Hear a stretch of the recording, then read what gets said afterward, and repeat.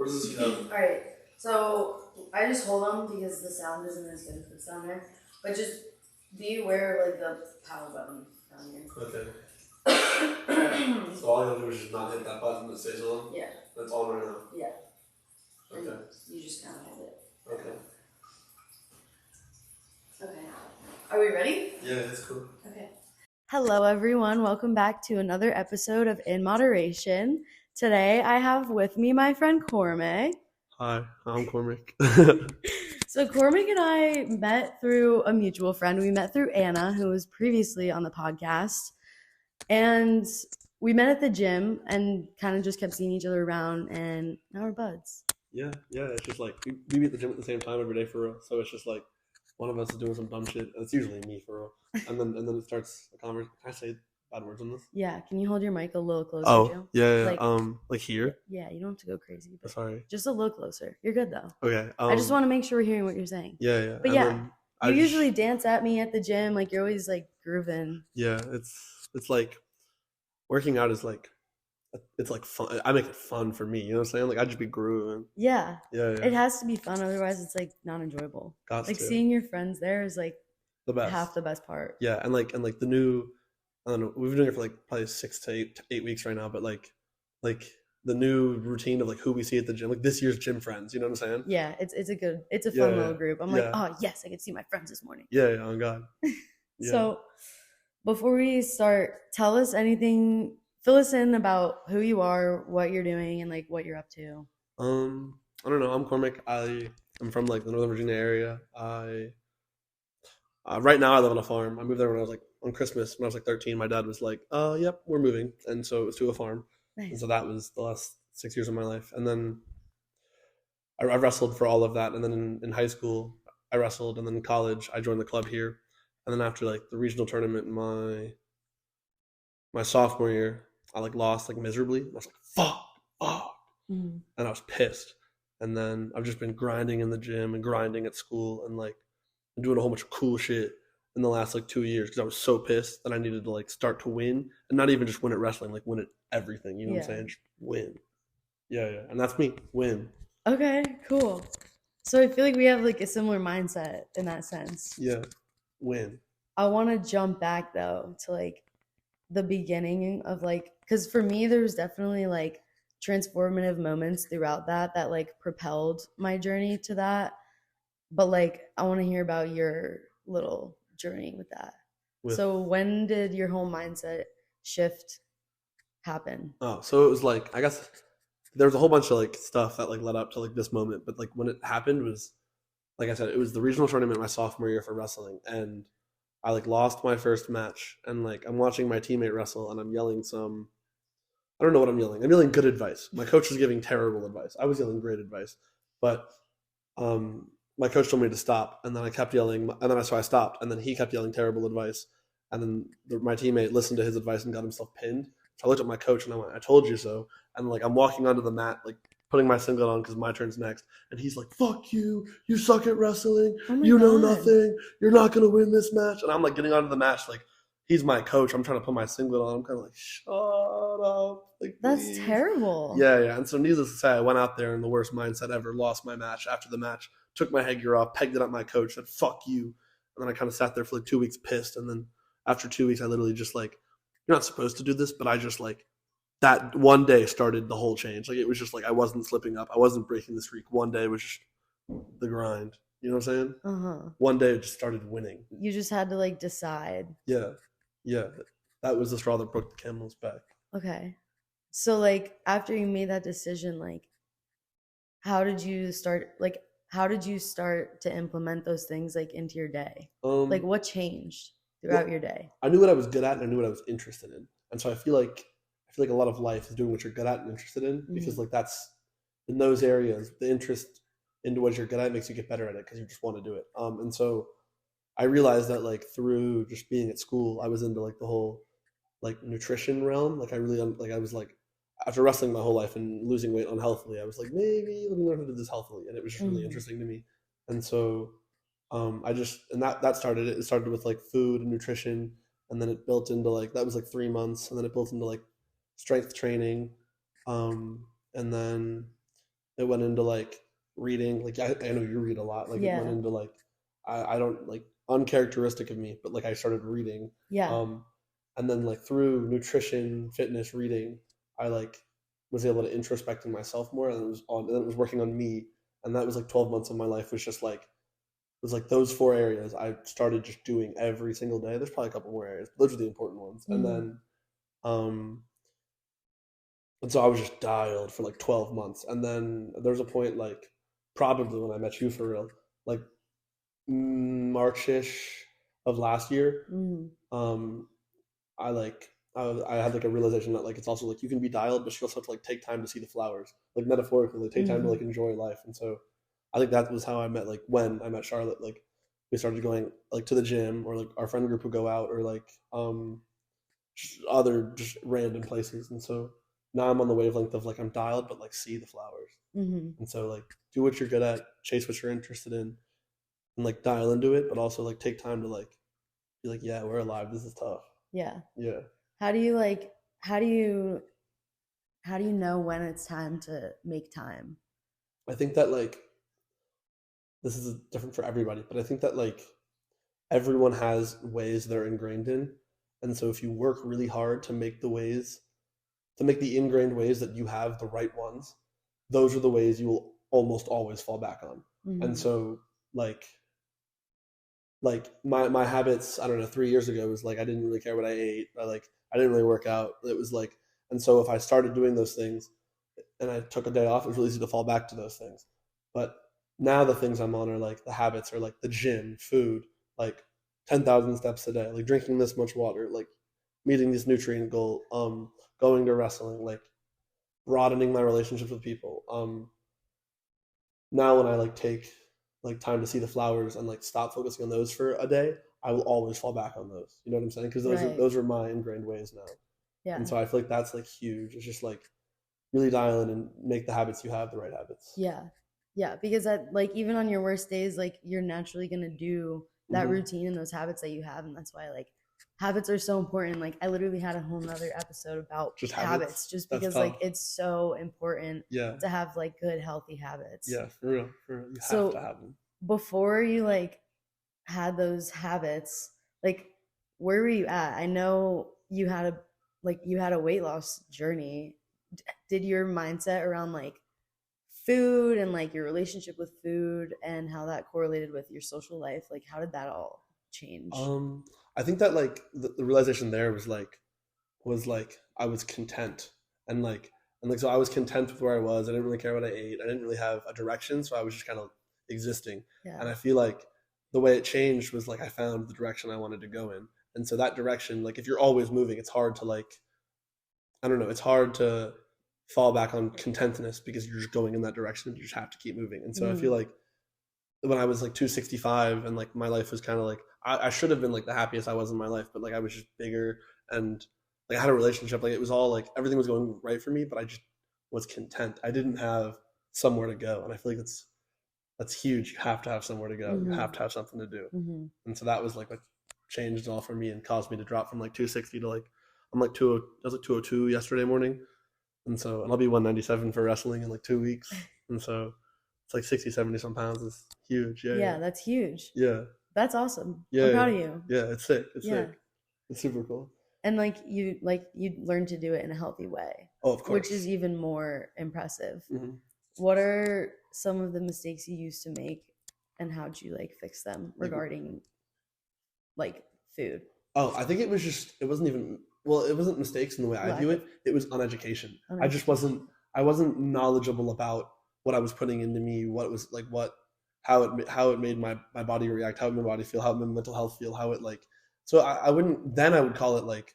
It was just the decisions because I wasn't educated about what I should be doing. I just knew what I was doing. Yeah. And so, um, I guess now if I look at it, it was just like a learning moment, and I could call it a mistake. But like now, it's just like through school, through education, through friends, Mm-hmm. through I guess like even like podcasts, Instagram. There's just so many ways that you can like see what you should be doing Mm-hmm. if it's what you're into, and then just do it. And so I think that like getting educated about food in the nutritional and like wellness, like how it makes me feel realm, made me realize that like this is how I want to eat because it's what I should be doing to feel like this. Yeah, I completely agree with that. And I have like a really similar opinion on like the stuff we're taught in school about food and nutrition is so like small and yeah, like it's very simplified, and it really you learn about it so young. Like, you know, you learn how a colorful plate, and like that's kind of like that's it. Yep, but like there's so much more that goes into it, and I really agree with you. Like, I think there's such a lack of education when it comes to food, and that's why people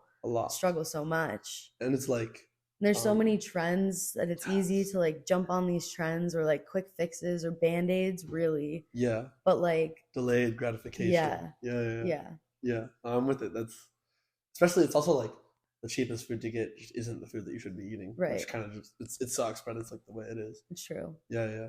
If everyone got put on to like, well, it's not possible in America, but if everyone got put on to like, you know how they eat in the Mediterranean, like Italy or like those countries? Yeah, I was just about to say. Yeah. I went to Italy and Germany this summer. And you can eat all you want to not gain weight. So much. And like, you probably lost weight. So much. And it wasn't even like the healthiest stuff. Yep. I lost weight. Yep. I lost like 5-6 pounds while I was there for like 2.5 weeks. Yep.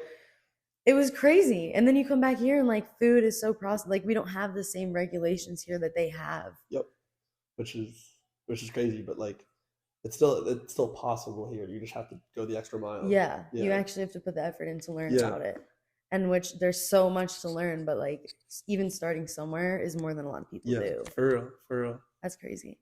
Yeah. So how did you notice when your physical health and your mental health like start to change at a similar time? Definitely. All right. Which did you start to notice first?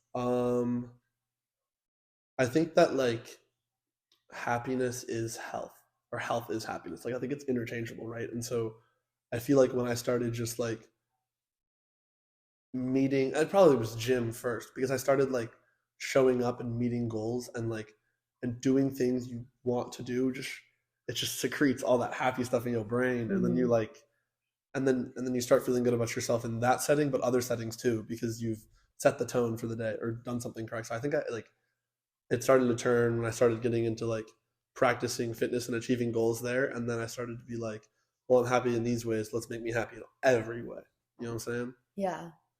But I feel like even getting to the gym consistently and showing up there for yourself, like that in itself is a mental thing. It is a mental thing. But I promise you, like this is because I've wrestled for so long. It's just like I've had like military coaches. Like it's just show up. It's so simple. Like if you show up while you're there, might as well do it. And so if you can just muster the courage to just go while you're there, you're gonna be like, oh, I'm here, and then do it. You know what I'm saying? Yeah.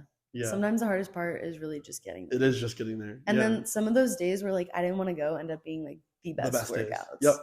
And you leave and you're like, oh damn, like that was awesome. And then you're happier after. Yeah. Like, I'm glad I did that. Yeah. And it's like also that like gratification of following through for yourself. Yes. Like you're not showing up there for anybody else. Just like you. You're doing it. Yep. And you just beat your odds. Yeah. Yeah. And so that's huge. It's such a good feeling. Yeah. Sometimes just pushing through that.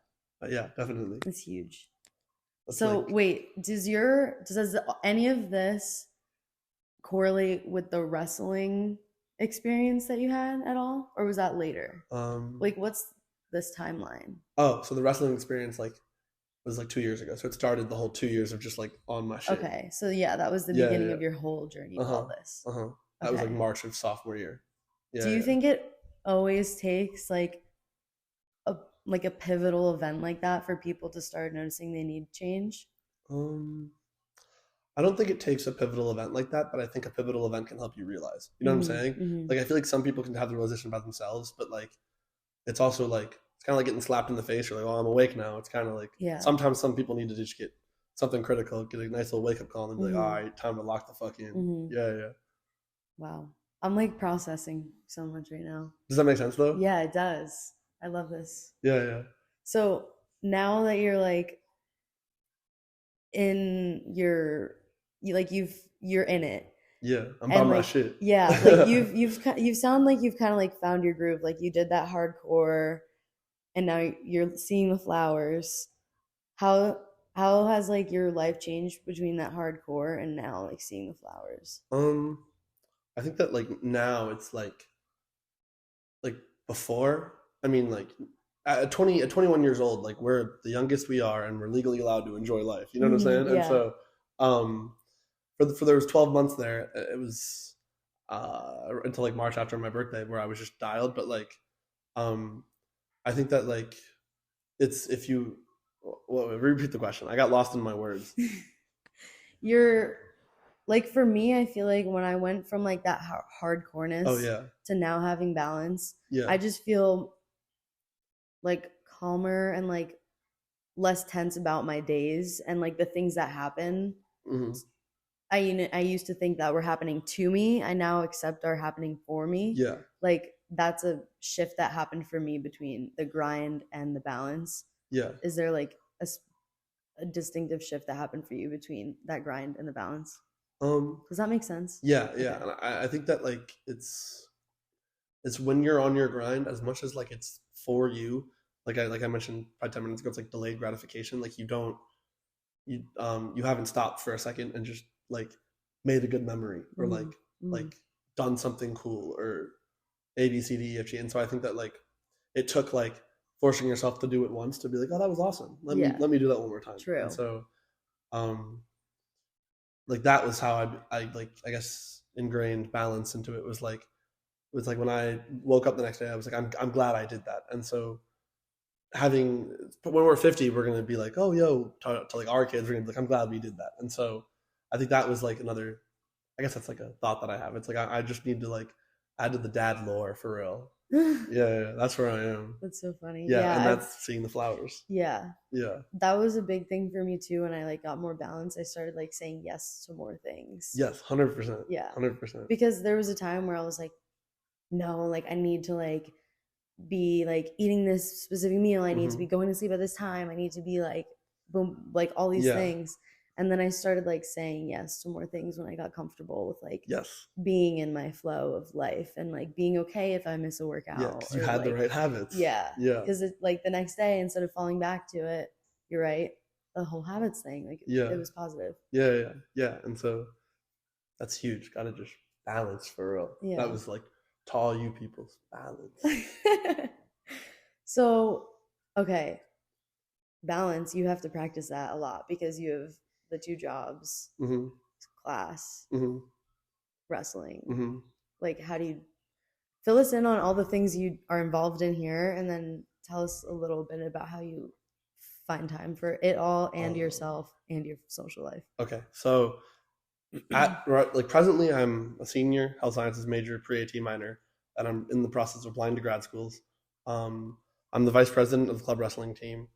I go to the gym a lot. I go to school. What else am I involved in? You're Bob the Builder. Oh yeah, I work 2 jobs. I work at UREC, and so I do equipment maintenance there, and then I work a job. I coach youth football with kids, and that's like 19ish hours a week. And so on top of like a 30, 40 hour school week, it's like 60 hours of my time occupied. And the way I do that is last year in like October, I had all these things to do, the exact same things that I'm saying, and I broke my leg. And so now it's like when I found a way to do it with a broken leg, now that my legs work, I can do it. It's not even like I can do it now. If I could like if last year I could show up when I broke my leg to all these things still, now that I can move and walk and like live, I just do it. And so I feel like that's like a weird comparison, but like it's been harder, so I know I can do this. Yeah. You know what I'm saying? Yeah. Yeah. Huh. That's interesting. You know what I'm saying though? Yeah, like it's been harder, so I know I can do this. Yeah. Yeah. Yeah, I guess it comes back to, I was gonna ask like, but it comes back to habits again, like in the future when things do get hard again, because it's like always ups and downs. Yeah. And I'm saying like you can take the time to like part of balance is experiencing emotions for real. And so like shit like that happens, like you break your leg, like some shit in your life happens, like take time to be sad for a second. But as long as you're like gonna get back on the fucking horse, get back on the fucking horse. Yeah. Yeah. Now, for some reason, it just popped into my head that I wanted to ask you about this. I didn't even write this down. I know that you talked to a therapist or did. Yeah, for a little bit. Okay, tell me about that experience. a person who's very interested in it because I've done it in the past, but haven't had great experiences. So I struggle a lot with, like, I would love to get a therapist, but like, I'm so scared of that. So like, tell me about your experience. Like, I love just. I think gotta just throw yourself in the deep end like every Mm, time, and it's like if you don't like them, just swim back up, go, hop back in, and then like because eventually like you probably opened up to like your friends, right? And so eventually you'll find some random 35-year-old who happens to be licensed who you're like, ah, shit, I'd be friends with you. mm-hmm. And then it's easy, you know what I'm saying? Because then it's not like you're talking to somebody like you're mandated to. It's like if you were 21, we'd be tough, you know what I'm saying? But Yeah. they're just like 40. And so I think that's like what you have to do is just like be like, this is just an adult who's lit and we're friends. Mm-hmm. Yeah, yeah. How is that like? What is the process of like finding someone who's right for you? Like, and how do you know that it's the right fit? Um, like not to like say they're supposed to ask the questions, but you both should ask questions, right? Like you're like assess them first. Like they're trying to feel you out. I mean, shit, feel them out too. And Yeah. then the first couple are like less you focused, it's more we focused, and then eventually they can be like, all right, let's hear it. And then they hear it. Mm-hmm. You know what I'm saying? Mm-hmm. What would be like a good question to like ask to feel them out? Um hmm, I feel like I put you on the spot with that one. I don't know. I feel like,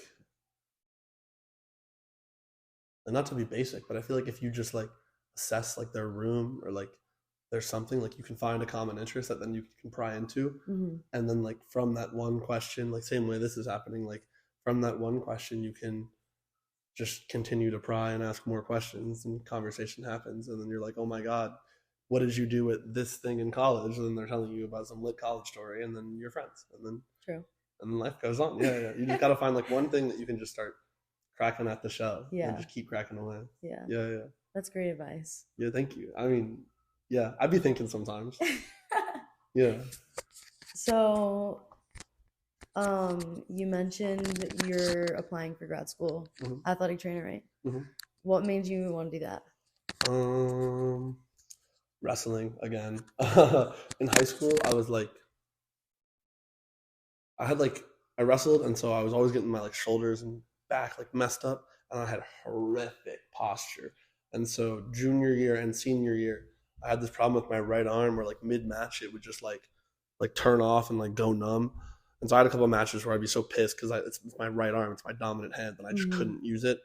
And that was, and then the whole 2 years, my athletic trainers were kind of like, you have to be doing this, you have to be doing this, you have to be doing this, and I was kind of like, nah. Yeah. My Yeah. arm kept turning off, and then my senior year, my athletic trainers like going into states were kind of like, bro, you can't wrestle in states. Like this is you're in bad condition. And I was kind of like, all right, fine.